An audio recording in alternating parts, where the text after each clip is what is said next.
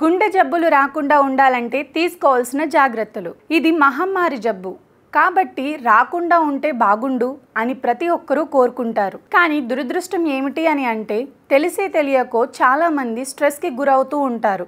తెలిసి తెలియకో మనం చేయని పాపానికి కొన్ని రిస్క్ ఫ్యాక్టర్స్ మనల్ని ఆవహిస్తాయి. ఉదాహరణకి పేరెంట్స్కి షుగర్ ఉంటుంది, మనకి కూడా షుగర్ రావచ్చు. పేరెంట్స్కి గుండె జబ్బు ఉంటుంది, లేదా పేరెంట్స్కి 40-50 సంవత్సరాల్లో చనిపోయి ఉంటారు. తప్పని పరిస్థితుల్లో మనకి జీన్స్ను షేర్ చేసుకున్నాం కాబట్టి మనకు కూడా వచ్చే అవకాశం ఉంటుంది. ఇలాంటి కొన్ని రిస్క్ ఫ్యాక్టర్స్ని అవాయిడ్ చేయలేము.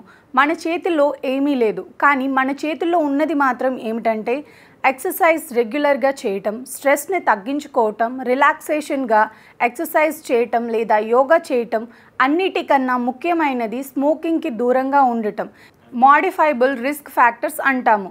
అంటే మనం మోడిఫై చేయొచ్చు, మన చేతుల్లో ఉంది. కానీ ఈ రోజుల్లో ప్రతి ఒక్కరూ వీటన్నిటిని ప్రక్కన పెట్టేస్తున్నారు. పక్కన పెట్టేసి పరుగో అంటూ నిత్యం హడావిడి పడుతూ ఉంటారు. ఈ పరుగే మనల్ని ఇబ్బంది పెడుతుంది. వీటన్నిటిని మనం అవాయిడ్ చేయగలిగితే దీన్ని రిస్క్ మాడిఫికేషన్స్, రిస్క్ మేనేజ్మెంట్ అని అంటారు. షుగర్ ఉంటే తప్పదు, షుగర్ని కంట్రోల్లో పెట్టుకోవాలి. బీపీ ఉంటే బీపీని కంట్రోల్లో పెట్టుకోవాలి. కొలెస్ట్రాల్ ఉంటే కొలెస్ట్రాల్ని కంట్రోల్లో పెట్టాలి. స్మోకింగ్ చేయకూడదు. ఐడియల్ బాడీ వెయిట్ని మెయింటైన్ చేయాలి. రోజు ఎక్సర్సైజ్ చేయాలి. రోజు భోజనం చేసినట్టుగా రోజు ఎక్సర్సైజ్ చేయాలి. ఇది ఒక డిసిప్లైన్గా పాటిస్తే తప్పనిసరిగా హార్ట్ డిసీజ్ని తగ్గించుకోవచ్చు. పాశ్చాత్య దేశాలు ఇలాంటి సమస్యను ఎప్పుడో అనుభవించారు.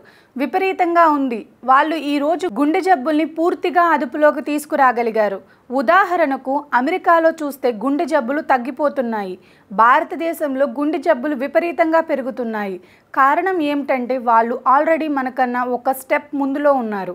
ప్రివెన్షన్ ఆస్పెక్ట్ని కాన్సన్ట్రేట్ చేశారు. స్కూల్లో స్ప్రెడ్ చేస్తున్నారు ఈ మెసేజ్ని. ఇలా ఉంది, ఇలా చెయ్యాలి, స్మోకింగ్ని దూరంగా ఉండాలి, స్ట్రెస్ తీసుకోకూడదు, ఇలాంటివన్నీ ముందుకొస్తున్నాయి అక్కడ.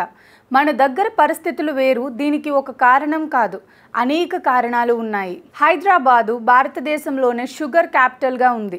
ఇది దురదృష్టం. ఎందుకంటే సౌత్ ఇండియాలోనే రైస్ ఎక్కువగా తీసుకుంటారు.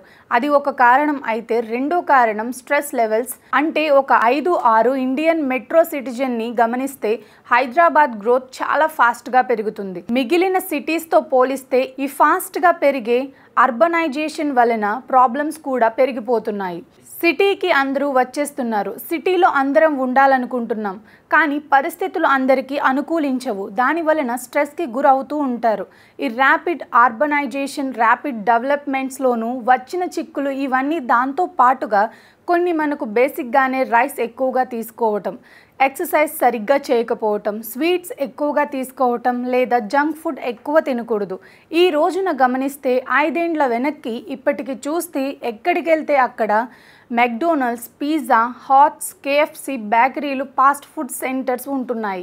ఈ టైప్ ఆఫ్ ఫుడ్స్ని మార్చుకోవటం మంచిది. రాత్రి పగలు అనే తేడా లేకుండా పనిచేయటం, వేరే కంట్రీకి మ్యాచ్ అయ్యేటట్లు మన టైమింగ్స్ని మెయింటైన్ చేసుకొని మన నిద్రని పక్కన పెట్టుకోవటం, కుటుంబ సమస్యలు, అనేక కారణాలు, ఇలా అనేకమైన ఒత్తిళ్లకు గురి అయ్యి ఈరోజు మన మానవాళికి పెద్ద ముప్పుగా తయారైంది.